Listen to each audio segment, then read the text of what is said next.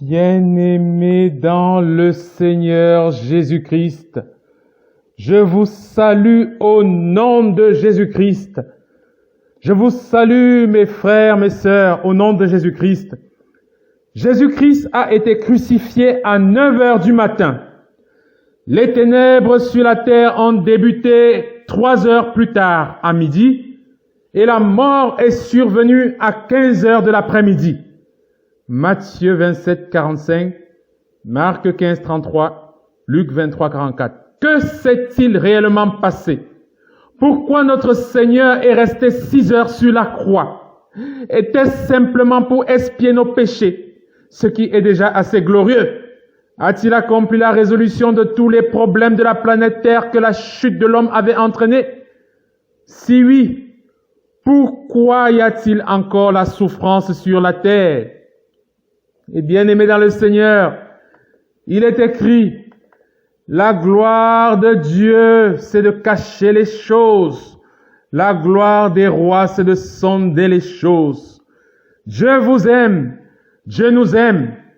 Ensemble avec le Saint-Esprit, nous allons sonder les Écritures. Nous allons comprendre une chose, c'est que tant que nous n'aurons pas compris tout ce qui s'est réellement passé sur la croix, à la croix, nous ne pourrons pas marcher sur cette terre comme Dieu le veut. Voilà pourquoi, mes bien-aimés dans le Seigneur, nous allons ensemble crucifier nos raisonnements intellectuels, crucifier nos pensées, nos coutumes, nos raisonnements religieux et autres enseignements pour retourner à la simplicité de la parole de Dieu et savoir et répondre qu'est-ce que c'est que la croix? Cet outil d'expiation, de réparation. Qu'est-ce que c'est que la croix? Nous allons ensemble essayer de comprendre. Le livre de 2 Samuel chapitre 21, les versets 6 à 9, nous révélait déjà l'utilisation de la croix comme un objet expiatoire de malédiction de la famine. C'est l'histoire du premier roi d'Israël nommé Saül, qui avait péché contre les Gabaonites et ce péché a entraîné une grande famine dans le pays. Pour expier cette famine, le deuxième roi, David, leur a posé la question aux Gabaonites, que puis-je faire pour vous? Avec quoi ferai-je expiation, réparation? Dans le verset 6, il est écrit, qu'on nous livre cet homme des fils de Saül, et nous les mettrons en croix devant l'Éternel. Nous les mettrons en croix devant l'Éternel au côté de Saül, l'élu de l'Éternel. Verset 9, il est écrit, et le roi David livra entre les mains des Gabaonites les 7 fils de Saül, et ils les ont mis en croix devant l'Éternel. Traduction, version Martin, 2 Samuel, chapitre 3, versets 6 à 9. Donc, nous voyons déjà que la croix était connue. Encore un exemple. Nous savons bien que, avant cela, lorsque le peuple juif a murmuré contre l'Éternel dans le désert, il est écrit dans Nombre chapitre 21, verset 8, « Et l'Éternel dit à Moïse, « Fais-toi un serpent brûlant et mets-le sur la perche, une perche qui est le symbole de la croix, et il arrivera dans le futur que quiconque dans le futur sera mordu, le regardera et sera guéri. » Nombre chapitre 21, verset 9, encore le verset 9, il est écrit, « Moïse fit donc un serpent d'airain, le mit sur une perche, symbole de la croix, et il arrivait que quand quelqu'un était mordu par le serpent, quand un serpent avait mordu un homme, il suffisait qu'il regarde le serpent d'airain et il était guéri. » Nombre chapitre 21, verset 9. Cette perche était déjà une préfigure de la croix du Christ vers laquelle il fallait regarder pour être sauvé. Voilà pourquoi il est écrit, de même que le serpent de bronze fut élevé par Moïse dans le désert, ainsi faut-il que le Fils de l'homme soit élevé afin que tout homme qui croit en lui obtienne par lui la vie éternelle. Jean chapitre 3, verset 14. Au travers des temps, mes bien-aimés, La crucifixion était déjà un supplice bien connu des anciens. On en trouve des traces chez les Égyptiens, par exemple, Genèse chapitre 40, verset 19, chez les Perses, Esther 7, 10, Esdras 6, 11, chez les Juifs, Josué 8, 29, etc., etc. À l'analyse de ces versets, on commence à avoir une petite idée spirituelle de la croix. Objet de malédiction, objet de malheur, objet de mise à mort, objet de pendaison. Dans Deutéronome chapitre 21, verset 23, réactualisé sous l'Empire romain, comme un outil de mise à mort cruel, douloureux, humiliant, dégradant, destiné au pire des criminels. C'est de cela que nous allons parler aujourd'hui, la croix du calvaire. Ainsi, mes bien-aimés dans le Seigneur, je vous aime, aimons la parole de Dieu. Prenons nos Bibles et nous allons sonder les Écritures. Nous allons manger d'un pain dur, d'une viande dure, et non pas le lait spirituel. Ce qui nous intéresse aujourd'hui, c'est ce qui s'est réellement passé à la croix du calvaire durant 6 heures. Que s'est-il réellement passé? Tout a été accompli par la mort de Jésus-Christ sur la croix. C'est aussi par elle qu'ont été réglés tous les problèmes entraînés par la chute depuis Adam et Ève. C'est aussi à partir de là que on peut pleinement, que tout a été accompli. C'est-à-dire que c'est aussi à partir de là que peut pleinement s'accomplir tout le plan de Dieu pour la réhabilitation de l'humanité. Un petit rappel des faits. Au début de la création, tout était parfait. Dieu vit tout ce qu'il avait fait et voici, cela était très bon. Genèse chapitre 1, verset 31, il est écrit très bon. Tout était parfait. Mais la désobéissance d'Adam et Ève a entraîné une chute catastrophique de toute l'humanité, de la lumière vers les ténèbres, de la vie éternelle à la mort. C'est pourquoi il est écrit: comme par un seul homme le péché est entré dans le monde, et par le péché la mort, et qu'ainsi la mort s'est étendue sur tous les hommes, parce que tous ont péché. Dans ce verset de Romains chapitre 5 verset 12, est décrit l'héritage naturel que nous avons tous reçu d'Adam et Ève, nos arrière-grands-parents. Dans ce verset est décrit l'héritage naturel de tout homme que nous avons reçu d'Adam et Ève. Dans ce verset est décrite la situation dans laquelle se trouve toute l'humanité. Dans ce verset est décrite l'origine de tous les problèmes de la terre. Dans ce verset, mes bien-aimés, l'Éternel nous présente le salaire du péché.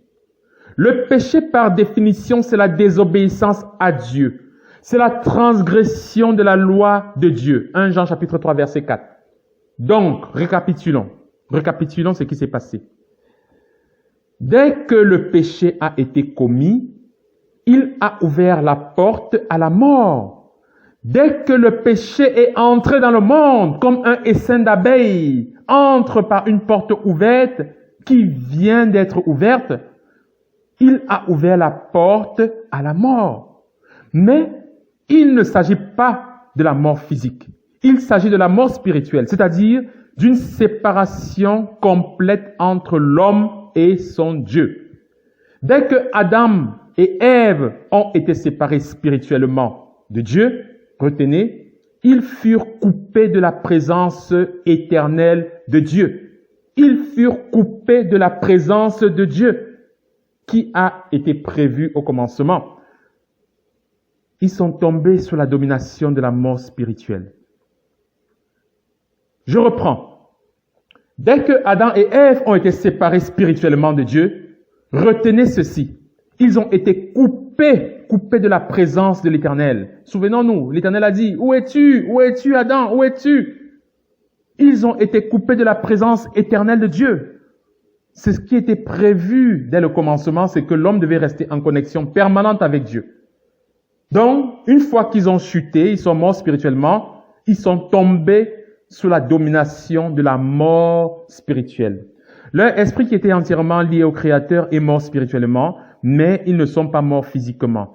Ils ne sont morts physiquement que des centaines d'années plus tard, car leur âme et leur corps étaient encore tellement imbibés, tellement imprégnés, tellement impactés de leur perfection passée auprès de Dieu, qu'il a fallu attendre des siècles et des siècles pour que le péché se repande dans leur âme et dans leur corps et finisse par les faire mourir physiquement. Voilà donc, mes bien-aimés dans le Seigneur, l'origine de la mort physique sur terre. Avant, ce n'était pas possible. Au temps de Adam et Ève, Dieu n'avait pas prévu la mort physique. Mais c'est ainsi que la mort physique est arrivée sur la planète Terre. Avant, il y avait la mort spirituelle. Après, il y a eu la mort physique. Donc, leur esprit, leur nature originelle, c'est-à-dire leur homme intérieur, a cessé d'être participante de la nature divine pour devenir participant de la nature de Satan. Or, la nature de Satan est dans tous les domaines le contraire absolu de la nature de Dieu. Autant Dieu est amour parfait, autant Satan est haine absolue. Autant Dieu est la joie parfaite, autant Satan est la tristesse absolue. Autant Dieu est la paix parfaite, autant Satan est terreur absolue. Autant Dieu est sainteté parfaite, autant Satan est impureté absolue. Autant Dieu ne pense qu'à faire du bien, autant Satan ne pense qu'à faire du mal. Autant Dieu désire donner sa vie avec abondance, édifier et consoler. Autant Satan ne désire que transmettre sa mort, dérober, égorger, tuer, séparer. Jean 10. Nous devons bien comprendre, mes bien-aimés, que la mort physique qui est entrée dans l'humanité avec la désobéissance est un jugement de Dieu sur le péché, selon qu'il est écrit, le salaire du péché, c'est la mort. Dans la mort sont incluses toutes les malédictions possibles et imaginables que Dieu, dans sa justice, a réservées à ceux qui violeraient sa parole.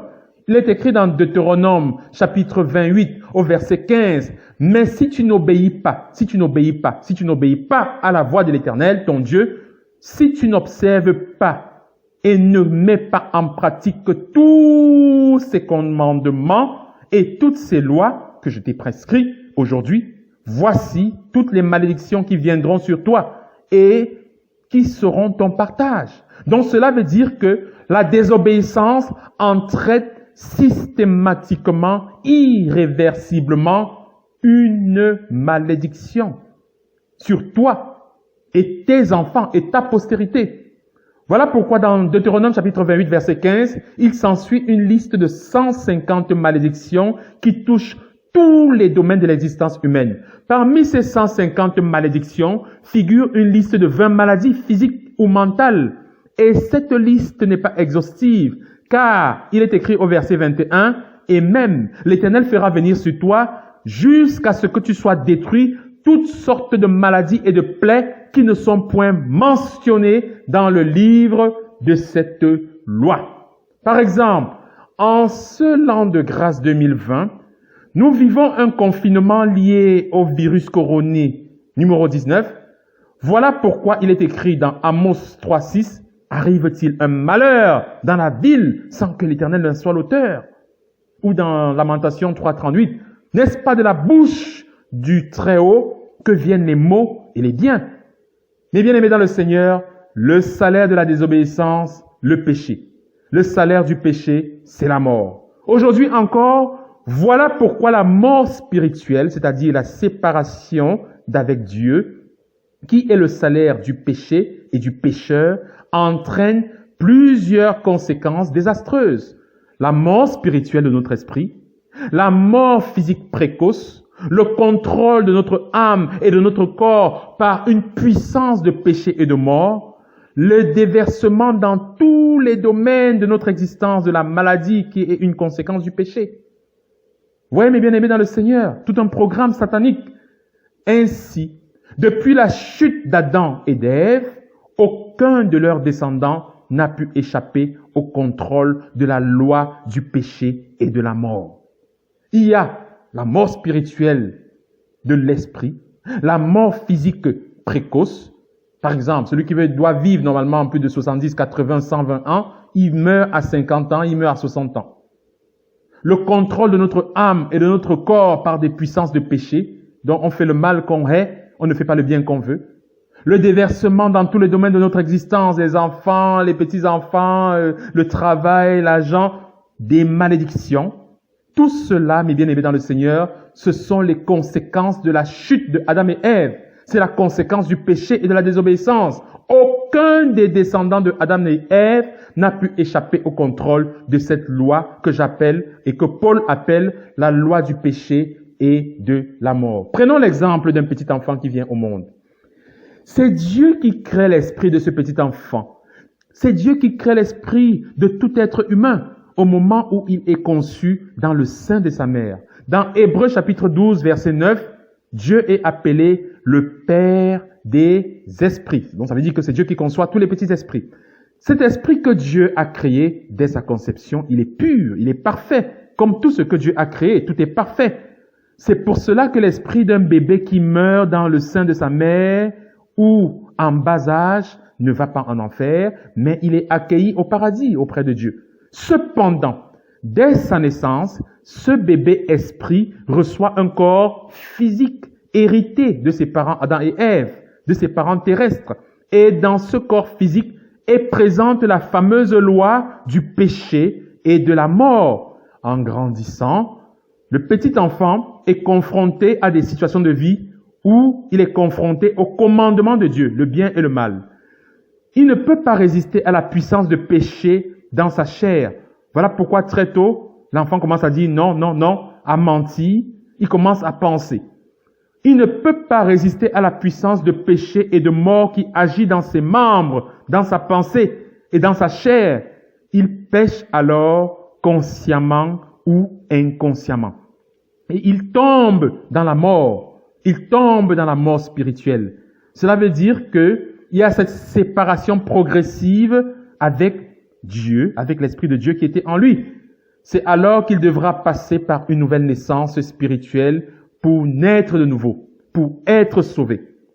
Paul explique cela dans le passage de Romains chapitre 7, verset 9 à 11. Il est écrit, « Pour moi, étant autrefois sans la loi, je vivais. Pour moi, étant autrefois un petit enfant, je ne connaissais rien, je vivais. Mais quand le commandement vint, le péché a repris vie, et moi, je mourus. Ainsi, le commandement qui conduit à la vie se trouva pour moi conduit à la mort, car le péché, saisissant l'occasion, me séduisit par le commandement et par lui me fit mourir. Romains chapitre 7, verset 9 à 11. Cela veut dire que sans loi, on est encore innocent. Sans loi, on est encore un tout petit enfant. Mais une fois qu'on est assez grand pour comprendre le commandement de Dieu, malheureusement, vient aussi la désobéissance et la mort spirituelle. Dieu se retire. Dieu ne peut pas vivre avec le péché. Il se retire. C'est ainsi que tous les hommes sont tombés dans la mort spirituelle. Tous les hommes sont tombés dans le retrait de Dieu. Ils se sont cachés comme Adam et Ève parce qu'ils étaient nus. Comme Adam et Ève dans le jardin, ils étaient nus parce qu'ils ont tous péché, parce que nous avons tous péché. Bien-aimés dans le Seigneur, la mort a régné depuis Adam jusqu'à Moïse. À partir de Moïse, le peuple d'Israël a pu bénéficier d'une loi provoquant, prévoyant des sacrifices de sang qui permettaient de couvrir le péché, mais ne le faisait pas disparaître jusqu'à le couvrir. Cette loi ne faisait pas disparaître le péché, mais juste le couvrir, comme Adam a été couvert d'une peau d'animal pour cacher sa nudité. Et le péché a continué et continué et continué à régner sur tout le reste de l'humanité jusqu'à la venue de notre Seigneur et Sauveur Jésus-Christ. Donc, je récapitule. La mort a régné depuis Adam jusqu'à Moïse. À partir de Moïse, le peuple d'Israël a pu bénéficier d'une loi prévoyant des sacrifices de sang qui permettaient de couvrir le péché, mais ne le faisait pas disparaître, juste le couvrir, comme Adam a été couvert d'une peau d'animal pour cacher sa nudité. Et le péché a continué, et le péché a continué, et le péché a continué à régner sur tout le reste de l'humanité jusqu'à la venue de notre Seigneur et Sauveur Jésus-Christ. Ainsi, depuis la mort de Jésus-Christ il y a environ 2020 ans, il est possible aux hommes de recevoir le salut, la rédemption parfaite en Jésus-Christ, mais seuls peuvent recevoir le salut que ceux qui se repentent profondément de leurs péchés et qui invoquent la grâce du seul vrai Dieu, le Dieu d'Israël, et donnent leur vie à Jésus-Christ, l'acceptant comme unique Seigneur et Sauveur. Le Seigneur fait ainsi bénéficier de ce que le sacrifice de Jésus-Christ a accompli sur la croix. Tout a été accompli. En effet, la loi de l'esprit de vie en Jésus-Christ nous a affranchis de la loi du péché et de la mort. Romains chapitre 8, verset 2. Oui, la loi de l'esprit de vie en Jésus-Christ nous a libérés de la loi du péché qui nous conduisait à la mort. Alléluia, Maranatha. Il y a en Christ un changement de loi naturelle des choses. Il y a eu en Christ un changement de la loi naturelle, la loi de la nature, toutes ces lois de la nature que nous connaissons, la loi de la gravitation de Newton, la loi de Einstein, la loi d'Avogadro, la loi de Mendeleïev, ou même la loi de la mort et du péché. Toutes ces lois ont été ébranlées par la loi de l'esprit de vie en Jésus-Christ. Comment cela a pu se faire? Très simplement, mes frères, très simplement. Jésus-Christ s'est incarné dans un corps semblable à notre corps, mais son corps était sans péché, car lui seul n'a pas hérité d'Adam et d'Ève un corps physique transmis par des parents terrestres. Mais, c'est le Saint-Esprit qui lui a formé un corps pur dans le ventre de Marie. C'est pourquoi Christ, entrant dans le monde, a dit, « Tu n'as voulu ni sacrifice, ni offrande, mais tu m'as formé un corps. » Hébreux 10, 5. Ni sacrifice, car Christ était sans péché, ni offrande, car Christ était lui-même offrande qui s'est offert en sacrifice. Ainsi, mes bien-aimés, le corps que le Seigneur Jésus-Christ a reçu devait être sans péché, sans souillure, semblable à un aimant pur, afin de pouvoir attirer le péché du monde et l'expier sur la croix. Le sang a donc coulé sur la croix et nous sommes sanctifiés par l'offrande du corps de Jésus-Christ une fois pour toutes. Hébreux 10, 10. Une fois pour toutes. C'est fini. Et vous qui étiez autrefois étrangers et ennemis par vos pensées, par vos mauvaises œuvres, il vous a maintenant réconciliés par sa mort dans le corps de sa chair. Colossiens chapitre 1, versets 21 à 22. Lui qui a porté lui-même nos péchés dans son corps sur le bois, afin que, morts au péché, nous vivons pour la justice. 1 Pierre 2, 24. Christ n'a pas porté nos péchés dans son âme. Christ n'a pas porté nos péchés dans son esprit. Qui est resté ils sont restés purs. Son âme était pure. Son esprit était pur. Mais la partie qui a porté nos péchés, mais bien aimé dans le Seigneur, c'est bel et bien son corps. Car son corps était la seule partie de son être qui pouvait passer par la mort physique. C'est pour cela que le Seigneur a dû s'incarner dans une chair semblable à la nôtre. Ainsi, le péché a été vaincu dans une chair semblable à la nôtre, nous montrant que nous pouvons aussi vaincre le péché comme Christ a vaincu le péché de l'humanité en le crucifiant sur la croix. Voilà pourquoi Jésus-Christ nous a dit encore et nous dit aujourd'hui encore que celui qui m'aime porte sa croix et me suive. En d'autres termes, si tu m'aimes, renonce à ta propre vie et suis-moi. En expiant, en repentant le péché de l'humanité. Par sa mort sur la croix, le Seigneur nous a donc rachetés de la mort spirituelle et de toutes ses conséquences. Toutes ses conséquences. Par sa mort sur la croix, en lui a été pardonné tous nos péchés. Car il est écrit, sans effusion de sang, il n'y a point de pardon. Hébreux 9, 22. Par sa mort sur la croix, Jésus-Christ a voulu par lui réconcilier tout avec lui-même, tant ce qui était sur la terre que ce qui était dans les cieux, en faisant la paix par lui, par le sang de sa croix. Colossiens 1, 20. Par sa mort sur la croix, Jésus-Christ a aussi ôté les conséquences, c'est-à-dire les malédictions, y compris les 150 malédictions de Deutéronome 28, y compris toutes les maladies, infirmités et douleurs possibles et imaginables. Car il est écrit, Christ nous a rachetés de la malédiction de la loi, étant devenu malédiction pour nous. Car il est écrit, maudit soit quiconque est pendu au bois. Galates 3, 13.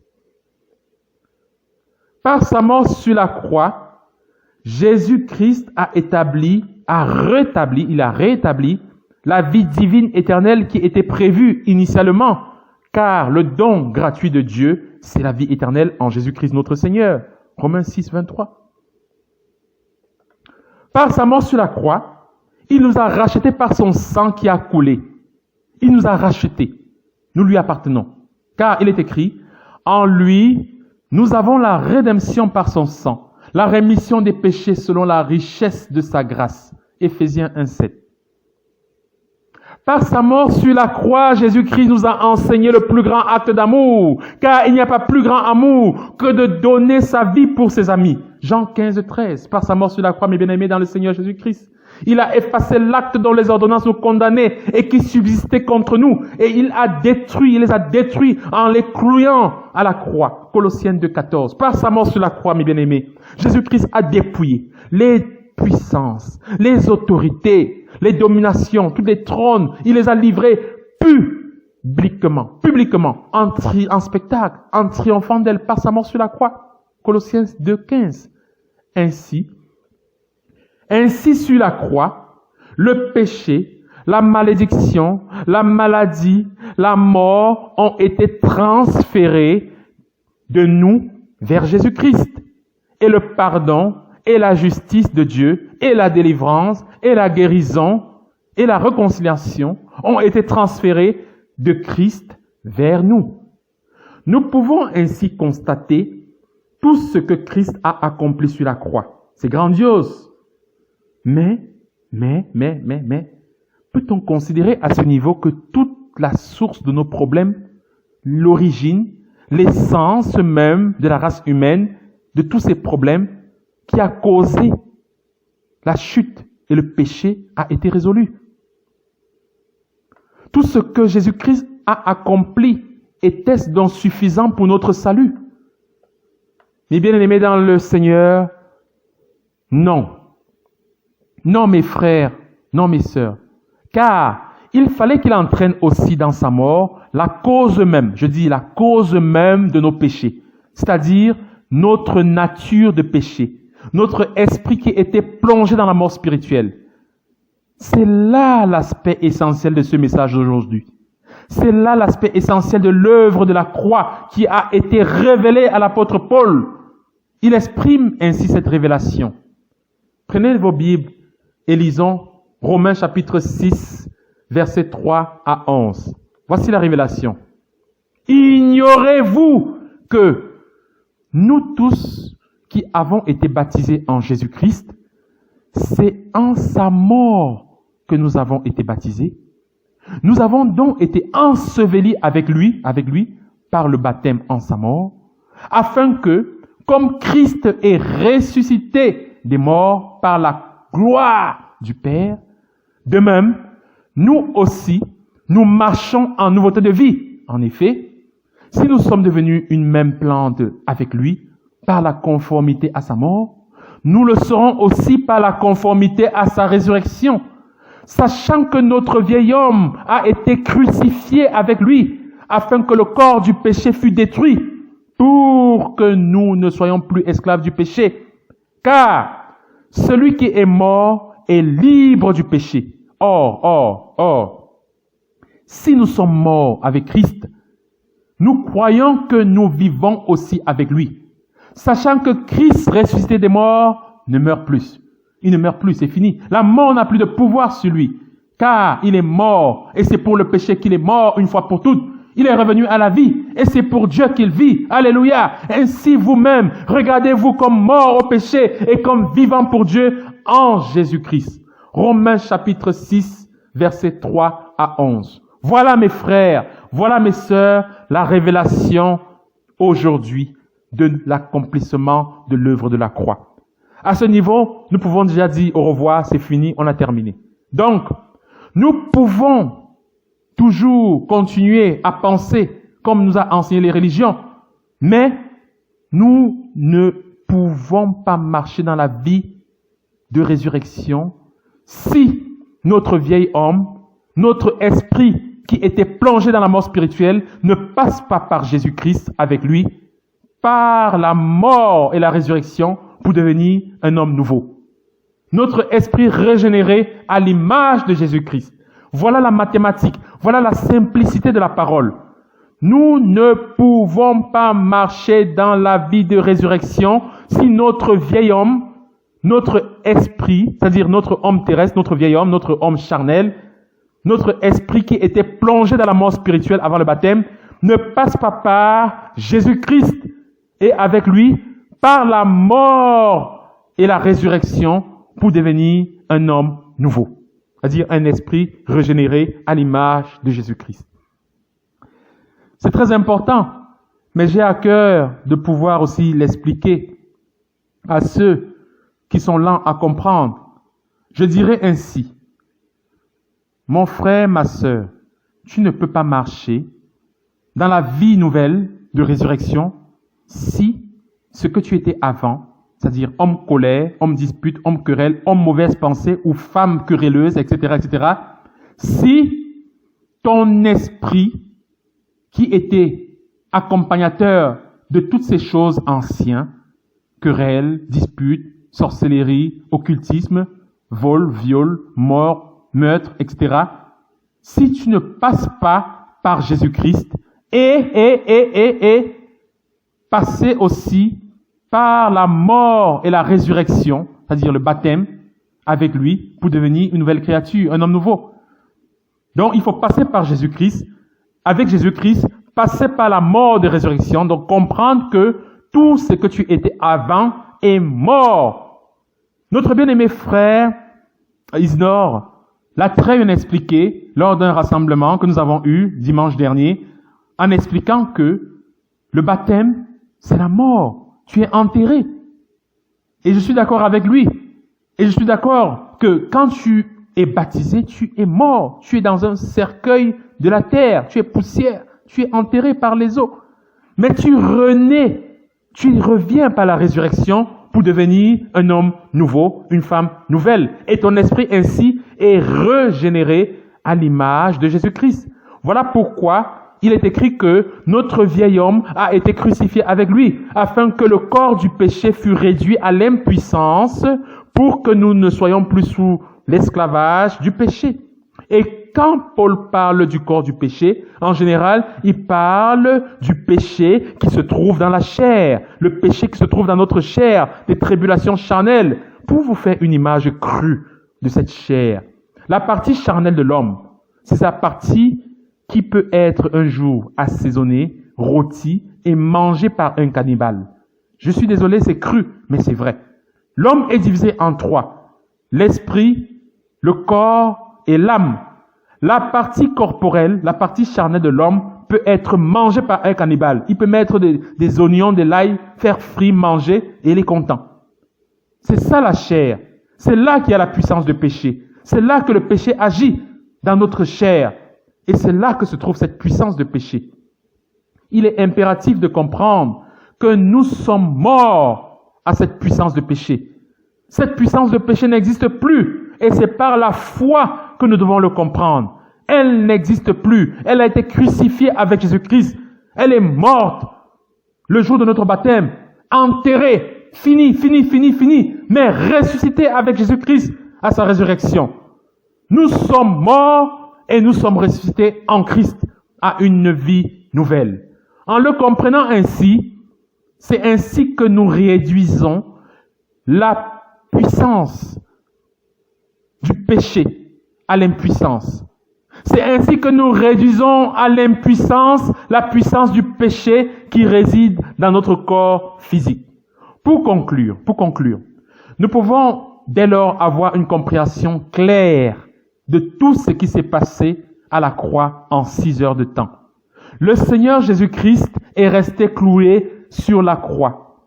Il a agonisé pendant 6 heures, de 9 heures du matin à 15 heures de l'après-midi. Oh, il est écrit, la 6e heure étant venue, il y a eu les ténèbres sur toute la terre, jusqu'à la 9e heure, Marc 15, 33. On peut donc penser que c'est à partir de la 6e heure, c'est-à-dire à midi, au moment où les ténèbres ont envahi la terre, que Christ a pris dans son corps tout le péché du monde, de l'humanité, du passé, du présent, du futur, toute la malédiction et toute la mort, comme si Dieu avait fermé le ciel et abandonné son Fils au péché et à d'atroces souffrances. Quel châtiment, mes bien-aimés! Quel châtiment! C'est alors que tout s'est accompli. Élie, Élie, Sabbatani, mon Dieu, pourquoi m'as-tu abandonné? Ésaïe 53 nous dit que on a cru qu'il était maudit. Certainement, ce sont nos maladies qu'il a portées. C'est de nos douleurs qu'il s'est chargé. Et nous l'avons considéré comme puni, frappé de Dieu et humilié. Mais il était profané pour nos péchés, brisé, écrasé pour nos iniquités. Le châtiment qui nous donne la paix est tombé sur lui. Et c'est par ses meurtrissures que nous sommes guéris. Ésaïe 53, versets 4 à 5. Et l'Éternel a fait retomber sur lui l'iniquité de nous tous. Ésaïe 53, 6. Et il a plu à l'Éternel de le briser par la souffrance. Le texte hébreu dit par la maladie. Il a plu à l'Éternel de le briser par la maladie. Ésaïe 53, 10. Lui qui a porté lui-même nos péchés en son corps sur le bois, afin que mort au péché nous vivons pour la justice. Lui par les meurtrissures duquel vous avez été guéris. 1 Pierre 2, 24. Bien-aimés dans le Seigneur, aujourd'hui on peut encore se poser la question. Avons-nous le cœur repentant? Avons-nous compris? Prenons-nous plaisir à la compassion? La chair a-t-elle été brisée? Les larmes de repentance ont-elles coulé? Le vieil homme a-t-il été cloué avec Jésus-Christ sur la croix afin de ne plus être esclave du péché? Le péché règne-t-il encore dans ton corps mortel, mon frère, ma sœur? Obéis-tu à ses convoitises? Te regardes-tu comme mort au péché et vivant dorénavant pour Christ? Qu'as-tu fait de la liberté auquel Dieu t'a appelé en Christ? Marches-tu selon l'Esprit? Renonces-tu à toi tous les jours? Jésus-Christ, notre Seigneur, nous dit, « Celui qui ne prend pas sa croix et ne me suit pas n'est pas digne de moi. » Matthieu 10, 38. Et quiconque ne porte pas sa croix et ne me suit pas ne peut pas être mon disciple. Luc 14, 27. Si quelqu'un veut venir à moi, qu'il renonce à lui-même, qu'il se charge de sa croix et qu'il me suive. Matthieu 16, 24. Marc 8, 34. Luc 9, 23, etc. C'est dit dans la parole, dans les évangiles. La prédication de la croix est aujourd'hui disparue des assemblées au profit des doctrines humaines. Mais nous prêchons Christ crucifié. 1 Corinthiens 1, 23. Nous glorifions de la croix de notre Seigneur Jésus-Christ. Galates 6, 14. Cette croix par laquelle nous sommes aujourd'hui libérés. Cette croix qui aujourd'hui nous donne de comprendre que c'est la prédication de la croix qui est une folie pour ceux qui périssent. Mais pour nous, nous sommes sauvés. Pour nous, elle est une puissance de Dieu. Nous le savons. Car il y a plusieurs qui marchent en ennemis de la croix. Nous le savons. Philippiens chapitre 3, 18 le confirme. Voilà pourquoi, mes bien-aimés dans le Seigneur, voilà pourquoi, au travers de ce message, j'encourage chacun de nous à considérer la foi par la foi, que tout est accompli, par la foi, que tu es guéri, par la foi, que tu es sauvé, par la foi, que tu es un enfant de Dieu, par la foi, que tu es un Dieu, car tu es un fils de Dieu, par la foi. Les dominations et les principautés te sont soumises. Par la foi, tu as le pouvoir sur les démons et sur les esprits impurs. Par la foi, tu es non seulement un vaillant guerrier, mais aussi un victorieux, car victoire est avec toi, victoire est en toi, Jésus-Christ est avec toi. Par la foi, ta position est rétablie à la droite de Dieu le Père. Par la foi, tu es un juge des nations. Par la foi, tu es la tête et non la queue. Par la foi, tu as l'autorité. Par la foi, tu es, mon frère, ma sœur, celui que Dieu a choisi et celui que Dieu aime. Tout est accompli, mon frère. Tout est accompli. Par la foi, mon bien-aimé, reçois ta bénédiction. Reçois ta bénédiction au nom de Jésus-Christ, notre Seigneur et Sauveur, ton seul et unique Rédempteur. Par la foi de sa mort sur la croix, soyez bénis au nom de Jésus-Christ. Amen.